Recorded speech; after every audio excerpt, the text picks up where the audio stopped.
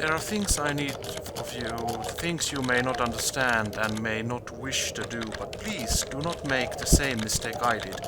My father, Howard, deserted me before I was born. I could claim the loss of my mother, and the letter I received after her funeral blinded me to what I had to do. It would be a lie. Human nature sealed my downfall. My name is Philip. If we are lucky, then by the time you receive this, I will be dead. The fate... Jotain mä en ehtinyt lukea. Eli siis... Kokeillaanpas tätä uudestaan. Täällä on tosiaan continue. Mä yritin pelata tätä yhdessä vaiheessa, mutta se ei ihan toiminut niin hyvin kuin mä toivoin, koska mä joudun käyttämään frapsia. Recording softwarea, mitä ei ole päivitetty sitten vuoden 2013. Ihan vaan sen takia, koska no periaatteessa mikään muu ei oikein toiminut, joten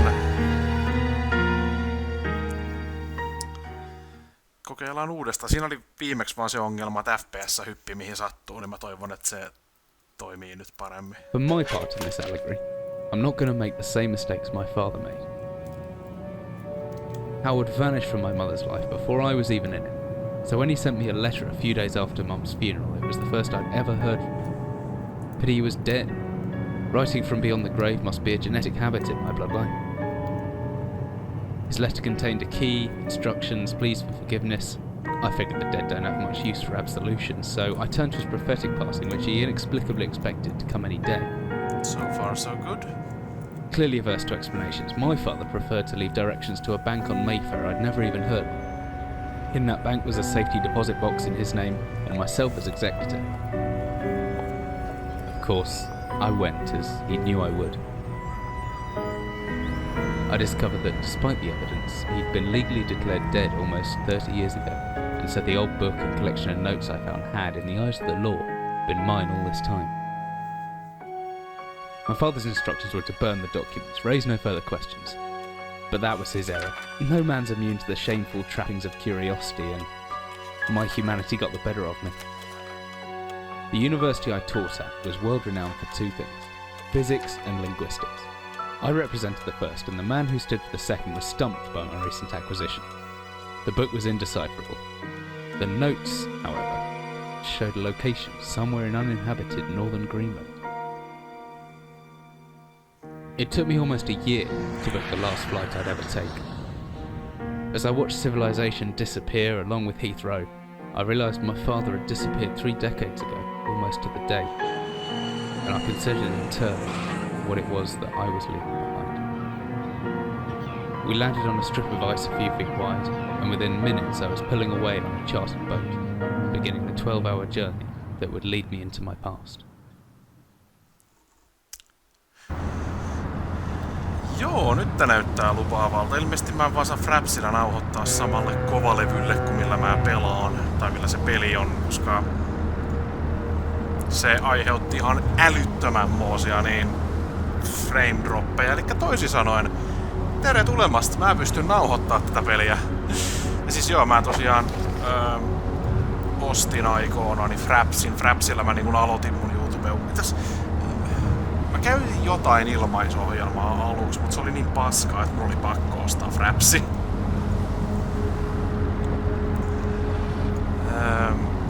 Tosta Desk Lamp.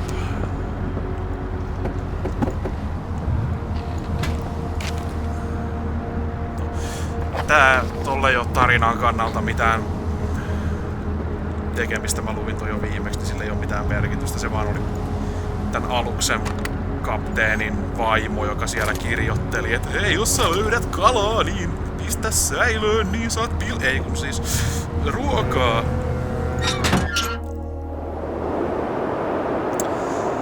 Mä oon sen verran laiska, että mä en näitä aio tässä välissä lukea, mutta jos te haluatte, niin siitä vaan.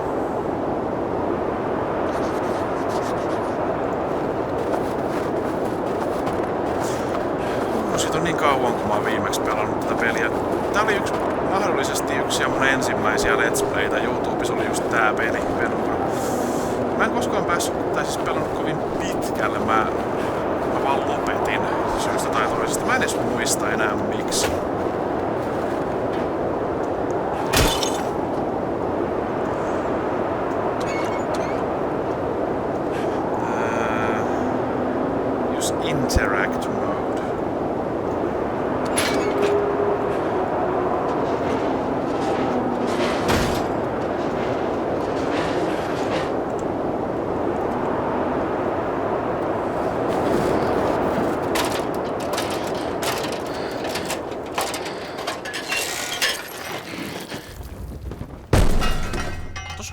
ääniefekti.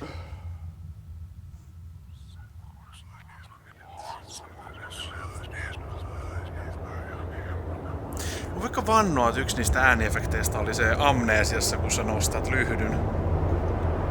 Siis tää peli...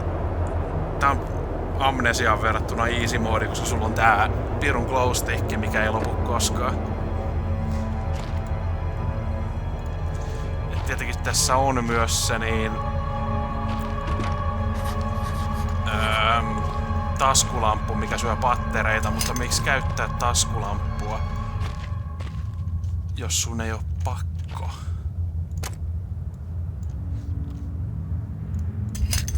No ja muuten toisen maailmansodan aikuisia rationeja vissiin. Mä oon nähnyt ton kuvan jossain.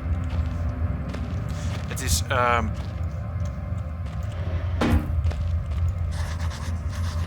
et tokihan toi taskulamppu on siis...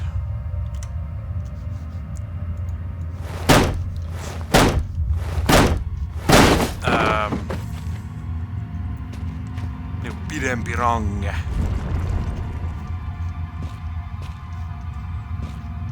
Oliko tässä joku kippo? Oh fuck.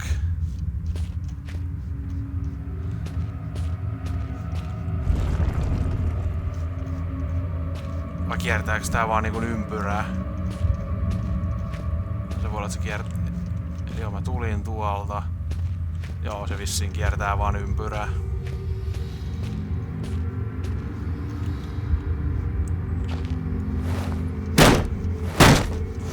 Tosiaan tässä voi hakata. Siis...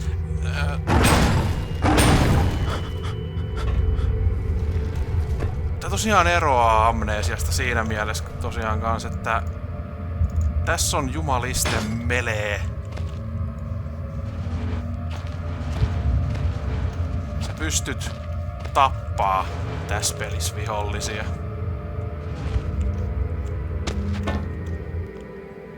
Mitä sä et tosiaankaan pysty tehdä niin amnesias.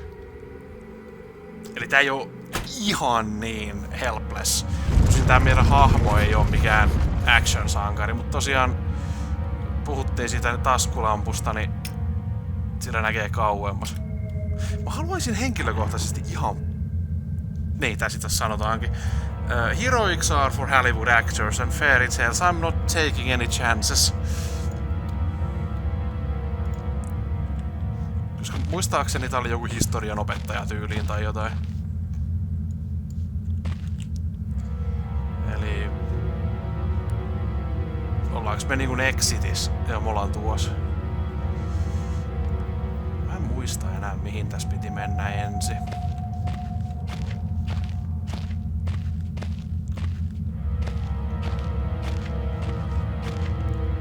Enkä kyllä muista, että oliko täällä vihollisia jo nyt. Vissiin ei vielä.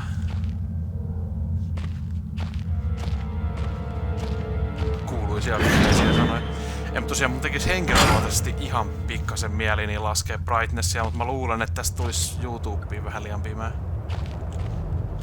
Pitää kattoo, kun tää pääsee YouTubeen, jos tää on silleen, että tässä on varaa vähän laskea brightnessia.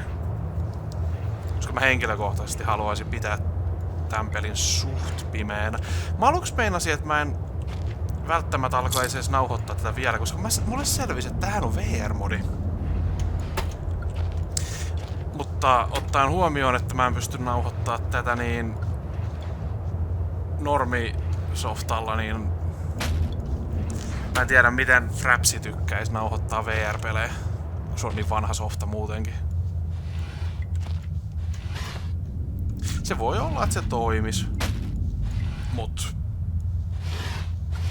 pelataan tää peli nyt tälleen, kun se oli alun perin tarkoitettu. Mulla on lukko mukana.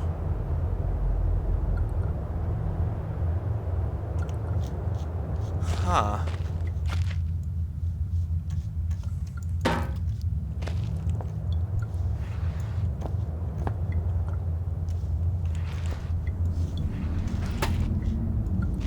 olisin kanssa aluksi, että olisiko pitänyt pelata, tiedätkö, se demo. Se ensimmäinen demo, niin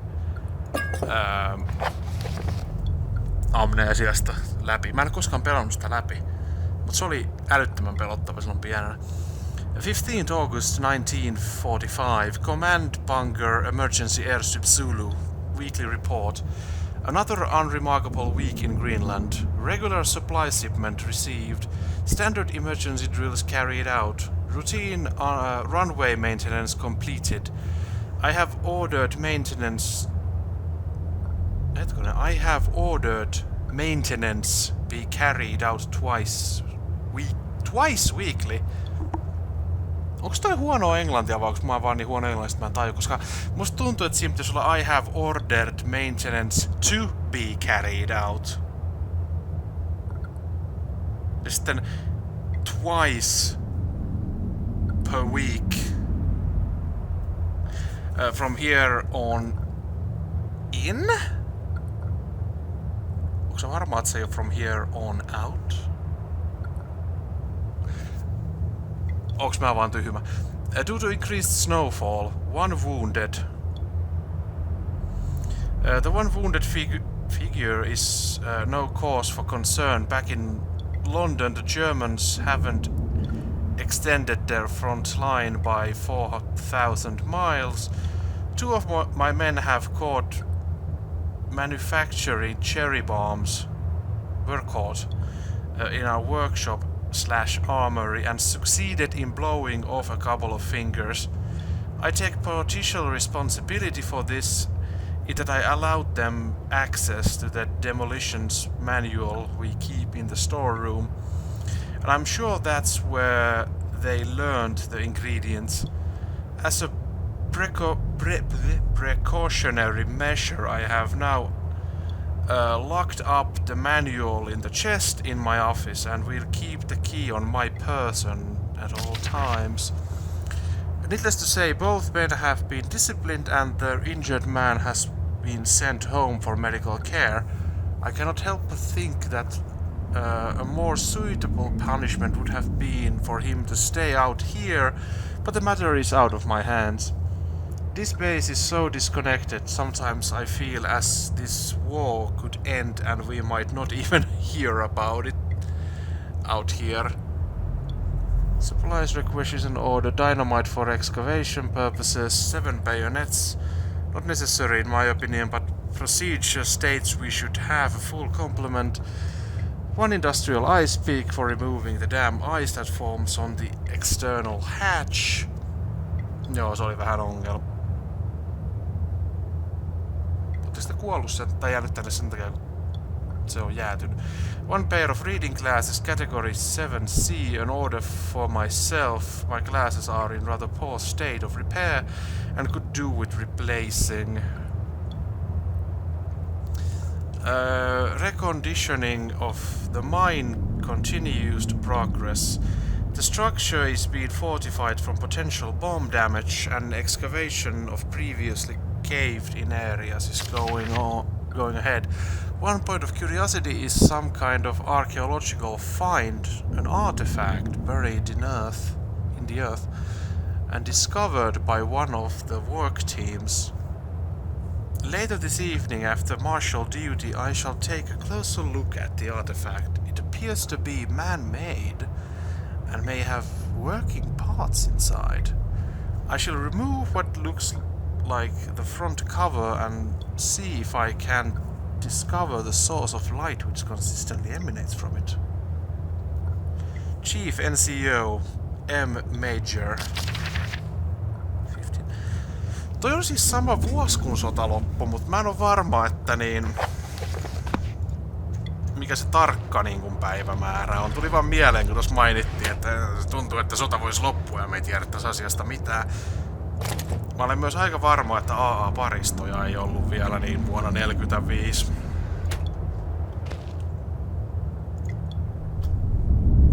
This looks familiar. A man. An old man clutching something unseen. He is strange, and yet he is no stranger. Never seen before. Still, I know this man before me is Howard. I call him father. Koska eikö amnesias ollut tän tyyppisiä laittehia kans? Tai tommosia. Käviks mä ne kaikki jo läpi? Joo. En. Copenhagen Post, Monday, 17th August 1930. Psychotropic deposit bottom of the death mine.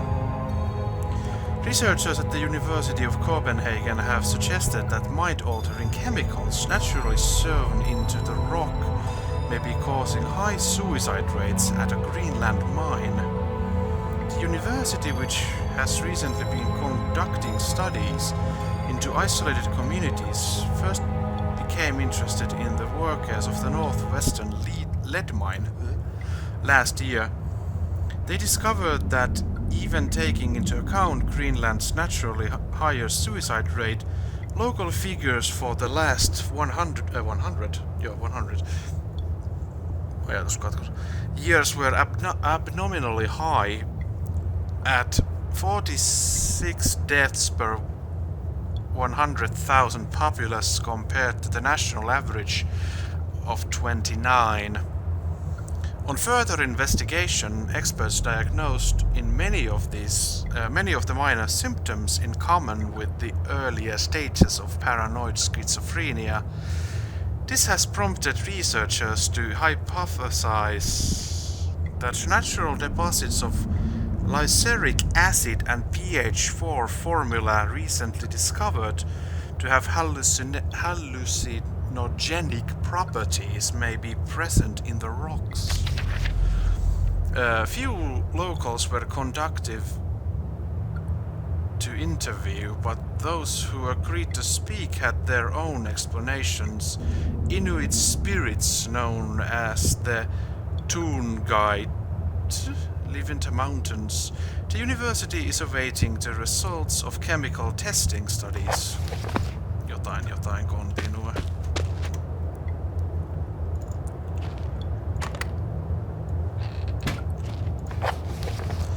Big Book of Explosives, 1932 edition. Chapter 1.3, Black Match Fuse. The Black Match Fuse is one of the oldest, simplest and most reliable fuses used in modern pyrotechnics. I doubt that. Reliable. It is easy to create, essentially consisting of just string and gunpowder, but be warned, the chemicals concerned will stain clothing and, as always, due concern is advised. Materials required: string, preferably cotton, black gunpowder, backstrin. These strings should be coated within a thin layer of backstrin, which acts as adhesive. The string is then carefully rolled in the gunpowder and left to dry at least a couple of minutes before use. Chapter 2.1, Dynamite. Invented by Alfred Noble in 1866, dynamite is commonly used in construction, mining, and demolition. It has proved far safer to handle than alternatives such as pure nitroglycerin, provided that it has been properly stored. Joo, nitroglyceriini, sehän on erittäin stabiilia tavaraa itsessään. Over time, the explosive component of dynamite supposedly made safe by the presence of the diatomaceous earth. Jesus, mä en tykkää näistä teknisistä termeistä tai tämmöisistä. Has a tendency to weep, making an old box of explosives liable to detonate on contact. Materials required: 1 part diatomaceous earth, 3 parts nitroglycerin, small amount of sodium carbonate. Text unreadable.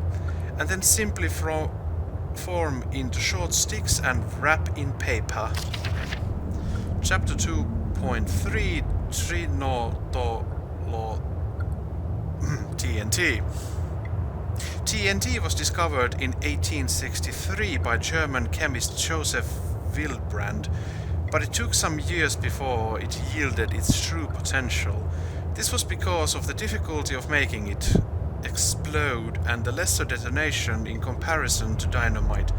The main advantage was discovered by the German Navy, who employed TNT relative explosive stability in order to cause massive damage to British warships. The torpedoes could be detonated inside a ship's armor rather than exploding on contact as did other shells. Chapters 2.6 Armstrong's Mixture. Armstrong's Mixture is included in this book as more of a point of interest than a viable chemical mix. The formula exists as somewhat of a legend in modern pyrotechnics, referenced by those knowledgeable enough to stay away from it as a death mix. Its incredibly volatility makes it unsuitable for almost all potential applications. Materials required: red phosphorus, barium. This mixture can be safely and slowly mixed to minimize risk to the chemist. Sulfur can substitute for some or all of the barium to slightly decrease sensitivity. No nyt saatiin kyllä pirunmoinen niin information dump räjähteistä.